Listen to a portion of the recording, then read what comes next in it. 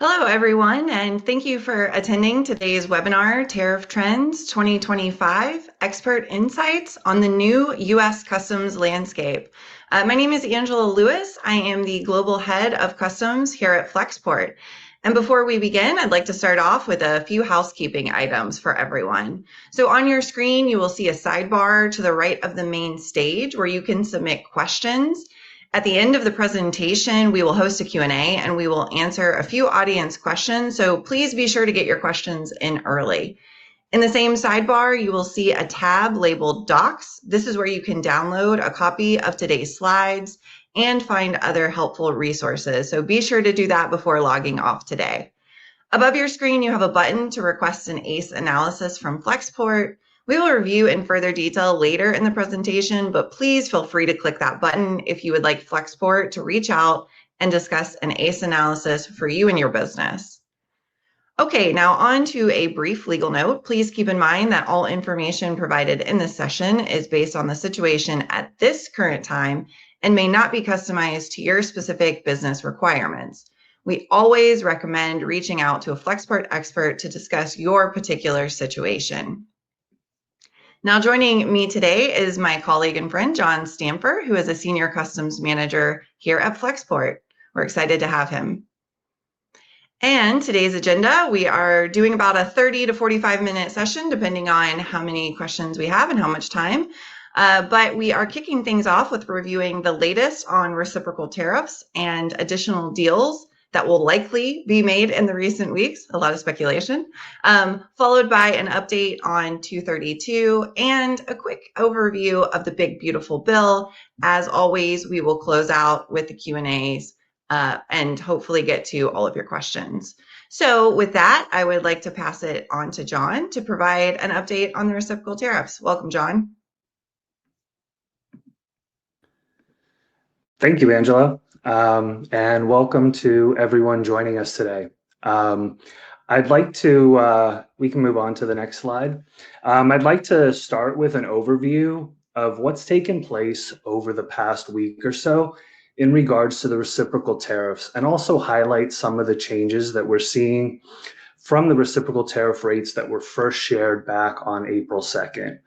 April 2nd was dubbed as Liberation Day. I think we all remember the press conference that took place on Wednesday, April 2nd, with Trump holding up large cards with specific rates on them. Days later, we saw a pause on the reciprocal tariffs, with that 90-day pause set to end on July 9th.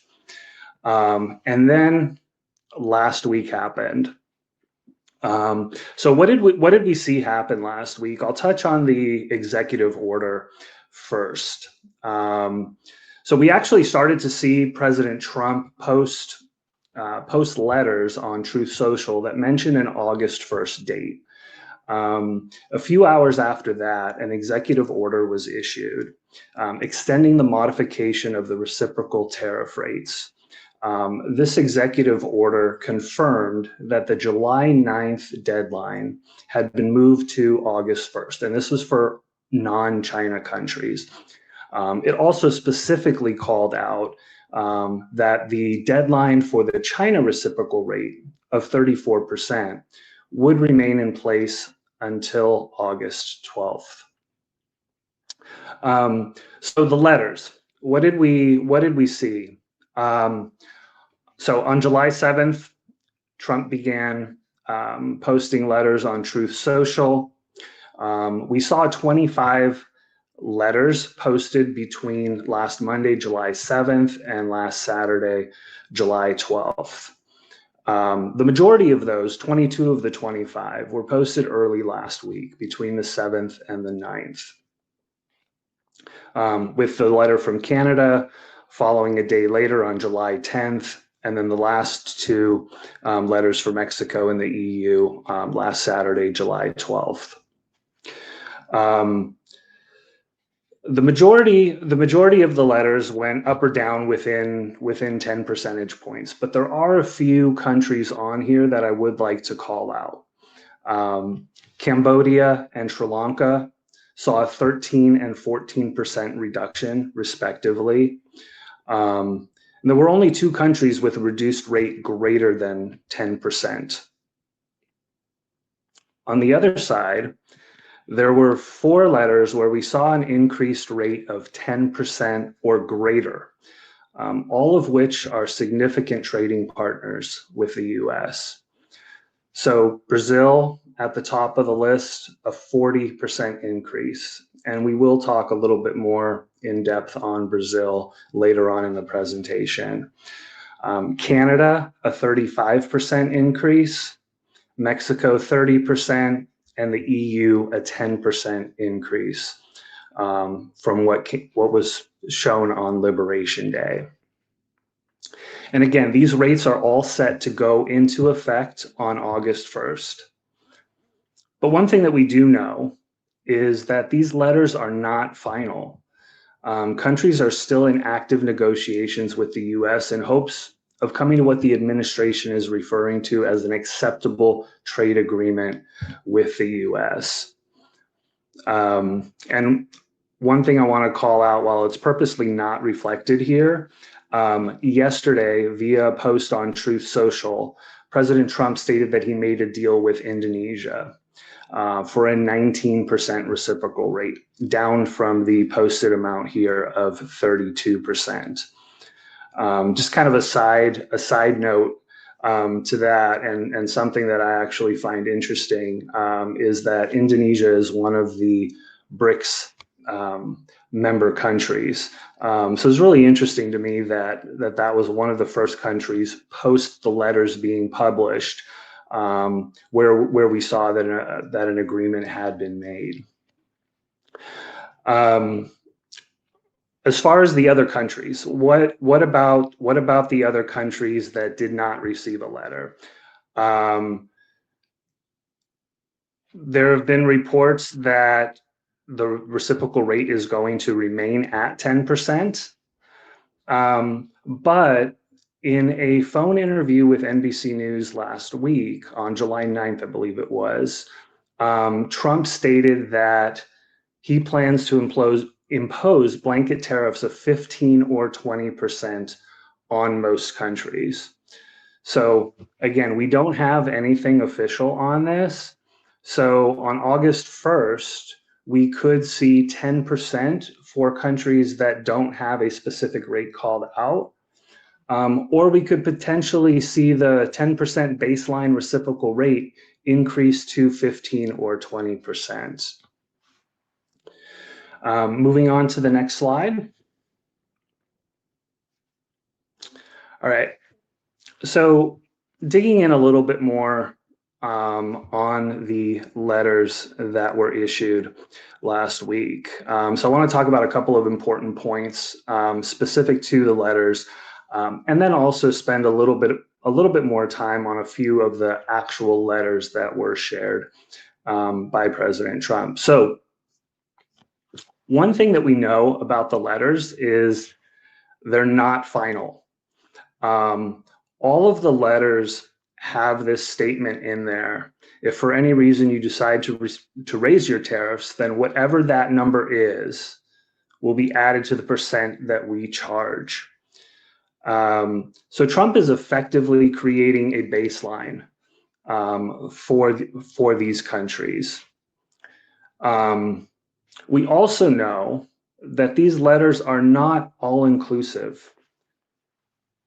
They all have a statement in there that says that they are separate from all sectoral tariffs, right? So the sectoral tariffs are going to be your Section 230, for example, your Section 232 on auto parts, steel and aluminum, and potentially future goods that are subject to 232, which may currently be under investigation. Moving on to Brazil, I specifically put Brazil on here because it was the first letter that we saw that deviated from the standard template that was used with the other countries, right? So between July 7th and July 9th, 22 letters were issued, Brazil's being one of them. Brazil was the only one. that deviated from that standard template that Trump had used. And the reason for that is because within the letter, he's actually making references to Brazil's domestic politics and policies. So it's going to be interesting in the coming weeks to see how the comments made in that letter to the president of Brazil actually tie into U.S. national security.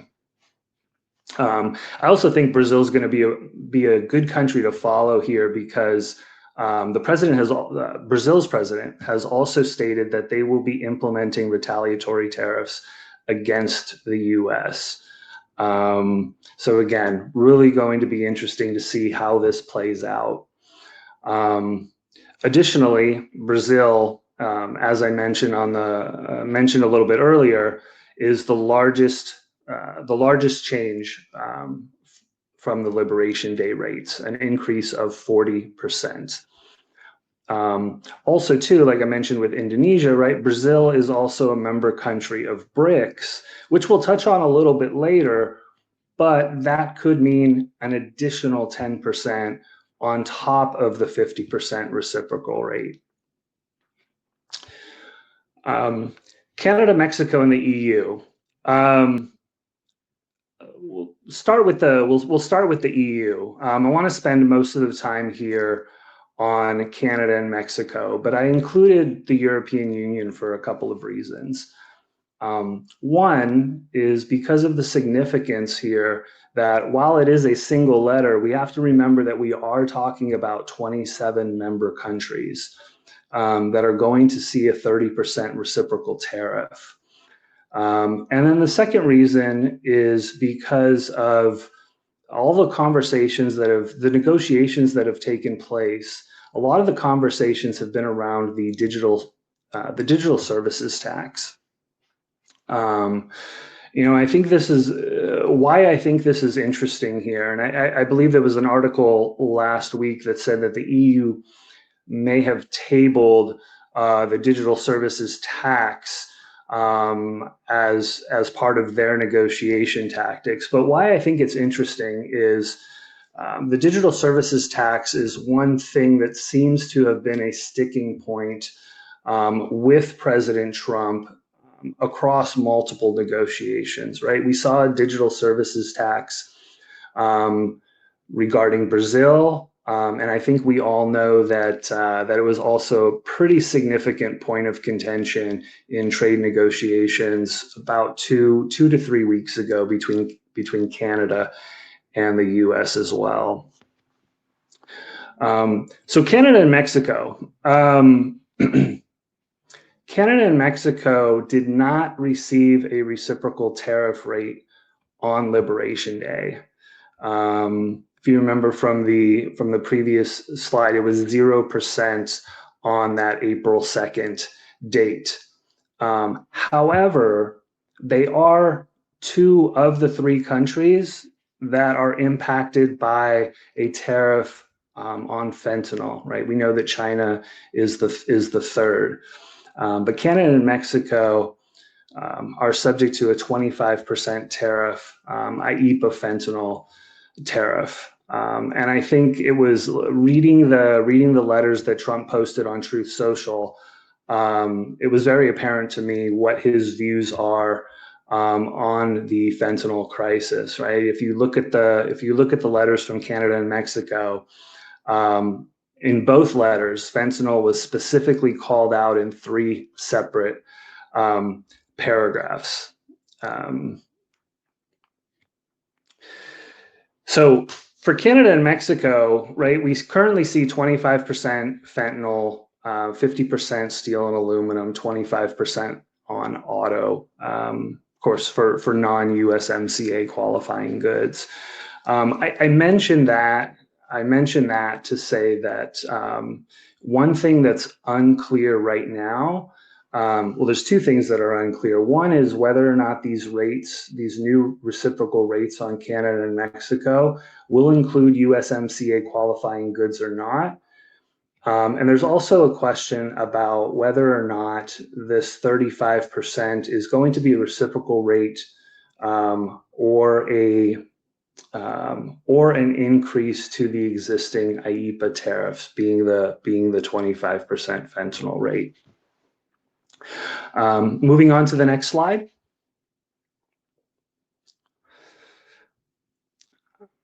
Yeah, great. All right, so I call out a few additional deals here, right? UK, China, Vietnam. These were 3 countries that had deals or agreements in place ahead of July 7th. For the UK and China, these agreements, information regarding these agreements were published by the White House on whitehouse.gov. There have not been any Federal Register notices published as of yet. Nothing on Vietnam, though. So really quickly on the UK, I'm not going to spend too much time here, as this was covered in depth in previous webinars. But the UK is subject to the same 10% baseline reciprocal tariff, but they have benefited from reduced rates on the sectoral tariffs, auto parts, autos, and steel and aluminum, where they're currently at 25%, where the rest of the world is seeing 50%. China, right? We know that on May 12th, the US and China finalized a trade deal. Reciprocal tariff is a baseline of 10%. The current deadline is August 12th. Again, this was a carve out in the executive order. So China is maintaining that August 12th deadline and not subject to the August 1st deadline that the rest of the world is subject to. And as it stands, the reciprocal rate is going to be 34%. I know there have been some conversations around a possible 55%. There has been nothing official confirming that. So as it stands right now, it's 34% going into effect on August 12th. Moving on to Vietnam. So on July 2nd, Trump posted on Truth Social that the U.S. had reached a trade deal with Vietnam, a 20% reciprocal rate. Their Liberation Day rate was 46%, a 20% reciprocal rate, but 40% for goods transshipped. This created a lot of conversation. More and more people are speculating on what transshipping means in this context. What does it mean to President Trump? We don't have anything confirmed yet. I think this is going to be one of those topics that may take some time for both the administration, Customs and Border Protection, and Commerce to provide us direction on exactly what this means. And the last thing here, just wanted to touch on quickly, is BRICS. There was a post on Truth Social on July 6th where Trump stated that an additional 10% tariff would be charged to any country aligning themselves with the anti-American policies of BRICS. So nothing official on this as well, but we will continue to monitor and look for anything there. And I'll go ahead and pass it back to Angela for an update on 232. Thanks so much, John. Appreciate those updates as we kind of hang in the balance, waiting for official information to come. So with 232 still being a hot topic, we thought we'd step back today and do a little bit of an overview. I wanted to start by stepping even further away from 232 and really talk about something that we've been hearing a lot, especially as we're seeing the president and some of these tariffs wrapped up now in court.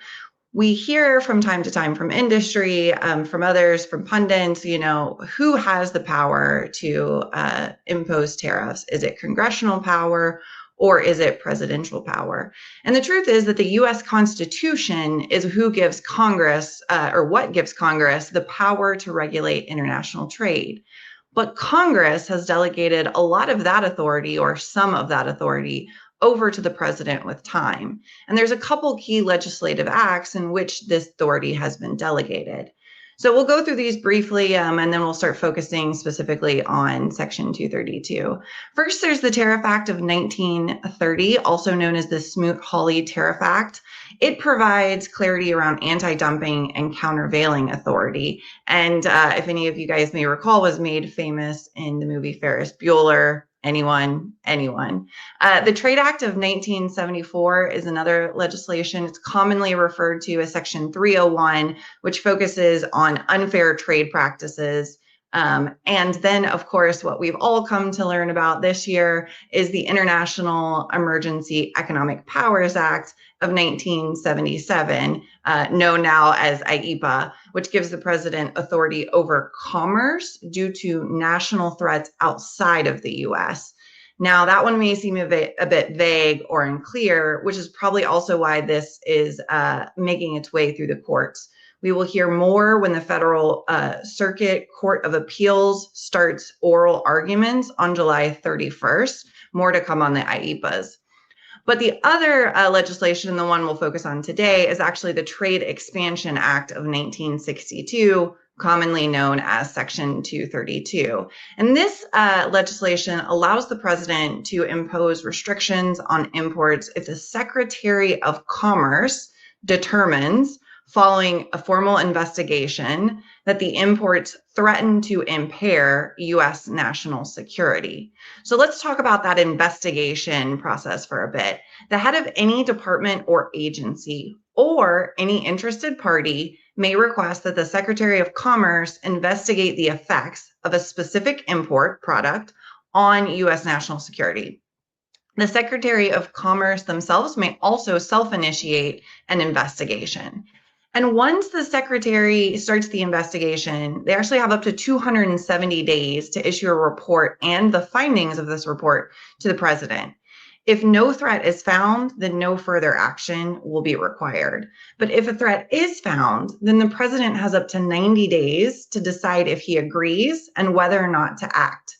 Once the president makes a decision to act, then there is 15 days to implement that action, and the president must inform Congress within 30 days of the decision to act that he is doing so. Just some quick background here. So from 1962, when this legislation was created, up until 1992, when the World Trade Organization was formed, there were 24 investigations initiated, 8 cases found national security threats, and in some cases, fees or embargoes were levied. That was kind of the outcome.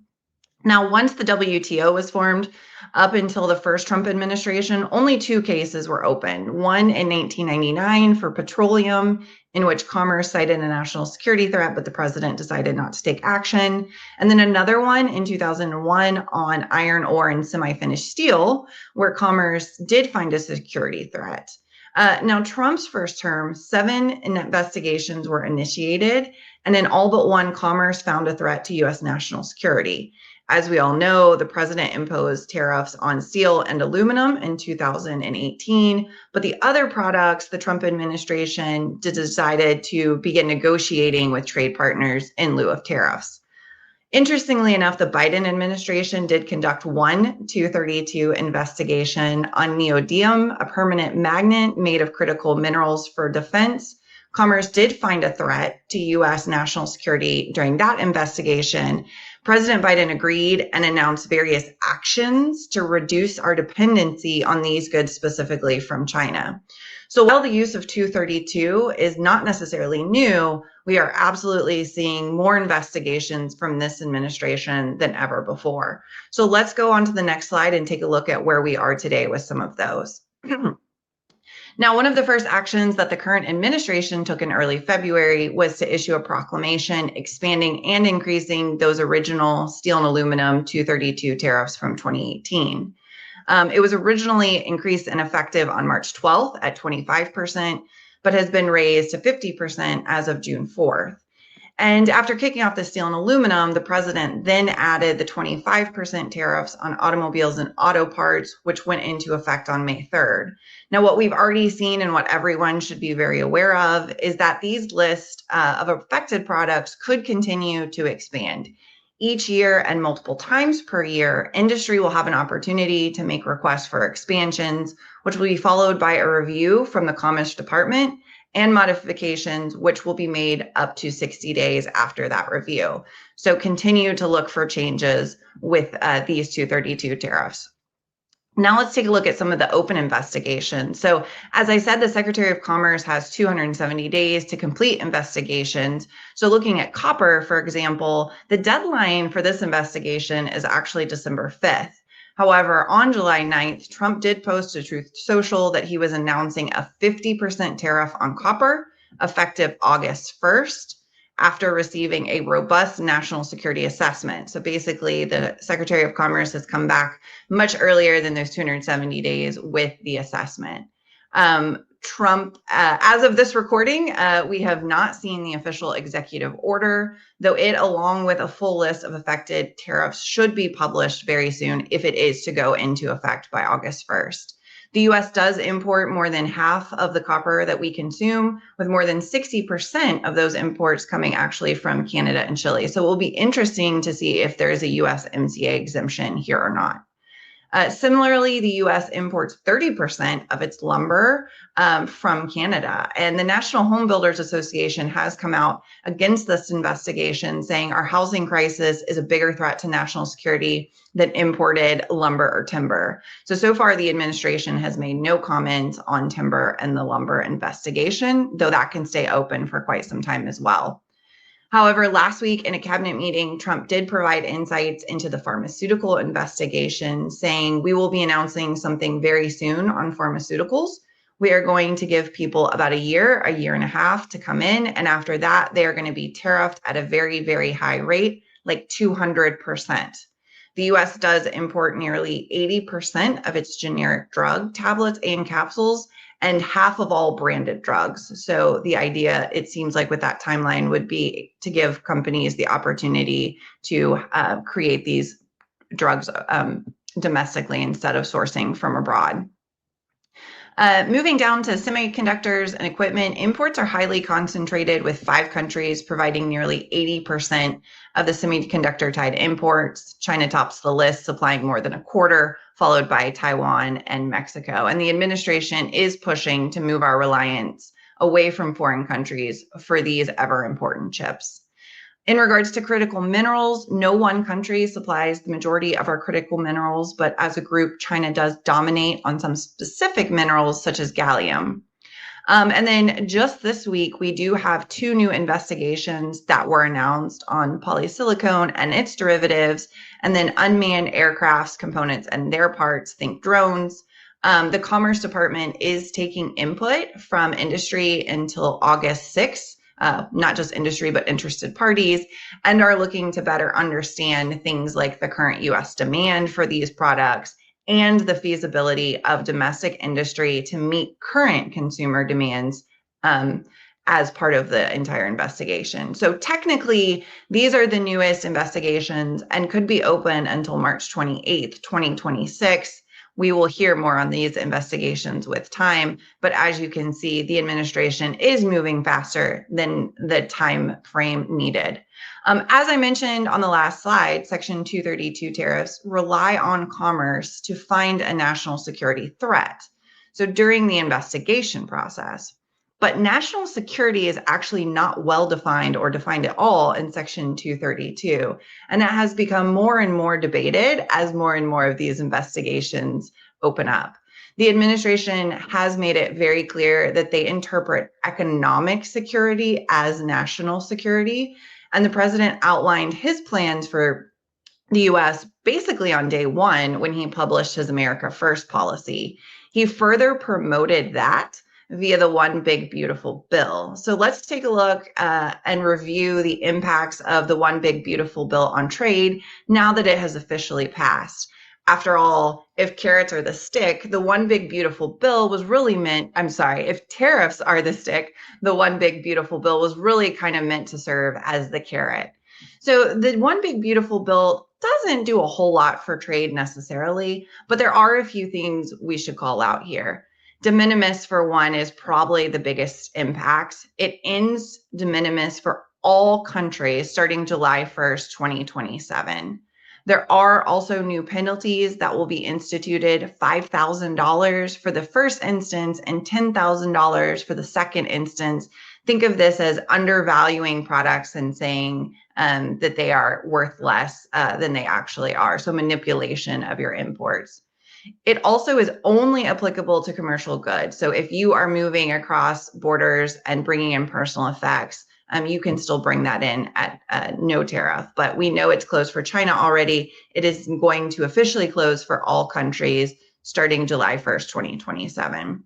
I also want to note just really briefly that there was an important change for de minimis last week regarding FDA. So FDA regulated products were able to be submitted without, there was an exemption for low value FDA related products, regulated products. This has since been rescinded. So any good, even if it is low value today, that requires FDA will now be required to submit a formal entry.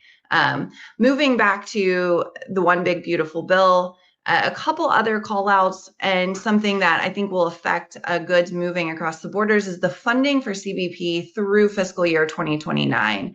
So we're seeing quite a lot of money injected for CBP, $4 billion for personnel, $2 billion for retention, hiring, and bonuses, and $5 billion for facilities. Also, procurement and integration of new non-intrusive inspection equipment to combat the entry or exit of illicit narcotics. So we could see new ways in which Customs is doing exams, increased exams, but also just increased CBP personnel. So hopefully we'll see faster response times, but just know that there is a lot of money being put into CBP to help fund them. Also, like I said, more of the carrot here, domestic manufacturing incentives. So the administration has made it clear since the America First policy that they are looking to move manufacturing domestically. 100% bonus depreciation for new investments in machinery, equipment, even manufacturing facilities. Expense cap is doubled to enable larger amounts of equipment to be fully expensed in the first year. And then interest expense deductions related to financing investments, acquisitions, and expansions is also part of this bill. And then going back to the semiconductors, we are seeing incentives for production of semiconductors. So once again, the administration is really trying to promote bringing that domestically. And in closing, I know we're running a few minutes over, so apologies for that. We wanted to just share a couple helpful resources with you all once again. So we have our ACE analysis. We leverage 5 years of your import data. This is your customs source of truth to help you find potential duty savings, look at your compliance risks, and also missed opportunities and cost savings. This is free for anybody who wants to receive one. You can click the Request ACE Analysis button, and our BD team will reach out to you. Also, if you haven't used it yet, please check out our tariff simulator. It is not behind a paywall. This is free and open to all users. You can get your correct tariff amount, including landed cost and dynamic shipment scenarios, and real-time data on what the tariffs are as of today. I will state that this does not include anything that is speculative. This is only updated once we see an official executive order. And then if you do need any help from any of our experts for classification and duty rates, please reach out to our classification team or trade advisory, our customs brokerage. Please reach out to Customs BD, and we are happy to assist you. So we will run over a few more minutes. I will have John join me back on stage, and we'll take a few minutes to answer some audience questions. I don't think we'll have time to get to them all, so apologies in advance. But we will also open up our feedback survey at this time, so please share your feedback on today's webinar so we can continue to curate some really great content for you.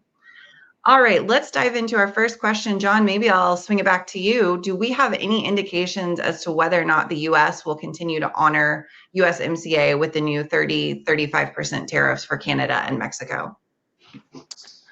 Yeah, so as I mentioned earlier, this is one of the things that we're still waiting for clarification on, right? We know that currently there are goods that do qualify are not subject to all the tariffs. But with the new rates, the 35% for Canada and the 30% for Mexico, right now it's unclear as to whether or not on August 1st these new rates will or will not apply to USMCA qualifying goods. Yeah, absolutely. Let's do another one. For Vietnam, is there a difference in the reciprocal tariff rate between made in Vietnam using China and non-China inputs? Yeah, so this is we touched on this a little bit, right? This is where the 20% and 40% comes into play, and this idea around transshipping and what transshipping means. Nothing official has been published on this. There's a lot of speculation on what this is actually going to mean. But a lot of people are saying that this could potentially be related to Chinese input, Chinese content that is being shipped to Vietnam, further manufactured, and then exporting to the US. Again, it's all speculation right now. Hopefully we have more information ahead of the August 1st deadline. Yeah, agreed. I think when we look at the word transshipment, right, we don't necessarily think it actually is about the vessel and the way the vessel moves. It's probably about the content of the goods. And we do see this, like, for example, in pharmaceuticals, it's actually dealing more with India, but a lot of that raw material is coming from China and then going to a third country and maybe even incorrectly taking on that country of origin. And so we assume that's what they're trying to avoid here. But waiting for more information and more clarity, this is definitely new language that we have not seen before. John, there was a question about India on the reciprocal tariff country list. Are they still subject to increased tariffs come August 1st? Yeah, so for India, the reciprocal rate that was given to them on April 2nd was 27%. And they have not, India was not one of the 25 letters that were sent out last week, right? So what their rate as it stands right now has not changed. We can assume it's the 27% rate, and we will need to wait and see what the Trump administration is going to do for countries that did not receive a letter ahead of the August 1st deadline. Yeah. There's also a question about when will these tariffs go into effect? Does it mean it will be based off the bill of lading date or the entry date? You want to start with that, John? Sure. So the executive order, and this is language that we see all the time, right? With the executive order, they said that it's for all goods entered for consumption or withdrawn from warehouse for consumption on or after 12:01 a.m. on August 1st. We have seen in the past that in addition to that import and entered for consumption stipulation, also an export requirement. We have not seen that as of yet. It is possible that we could see something in an executive order or Federal Register notice, but we have not seen anything regarding that yet. So it's uncertain right now as to whether or not there will be an export stipulation in addition to that entered for consumption. Yeah, my best guess is there won't be an export stipulation, but with everything else, we wait to see in the official language and how it's read, and then we interpret from there. But I would base it off the entry arrival date and not an export date. All right, I think we're seeing a lot of questions on USMCA. It might be good to do a follow-up in a future webinar on this. Does the 30% proposed August tariff for Mexico include the 25% IEEPA tariff that is already in effect for non-USMCA products, or is that an addition to making the total 55%? Yeah, that was one of the things that I had mentioned on the slide with Canada and Mexico. That is one thing that one of many things that is still unclear here, whether those are going to stack on top of one another, or whether or not it's an increase from the current 25% IEPA rate, moving it up to 30%. So Yeah, hopefully and we'll we get clarity on that. Yeah, we take it, everyone can come out differently. We also had a question about, will we continue the exemption from reciprocal tariffs on new to Section 232 investigations and tariffs? We don't know. So we'll have to wait and see how an executive order is worded. In the past, we have seen some, but the stacking has changed multiple times already and could continue to change as new tariffs are instituted. And I think that will conclude the webinar for today. We really appreciate everybody joining us. Thank you so much for attending. Thank you, John, for helping us out. We'll email everyone a link to recording by tomorrow morning. And thanks again. Have a great day. Thank you.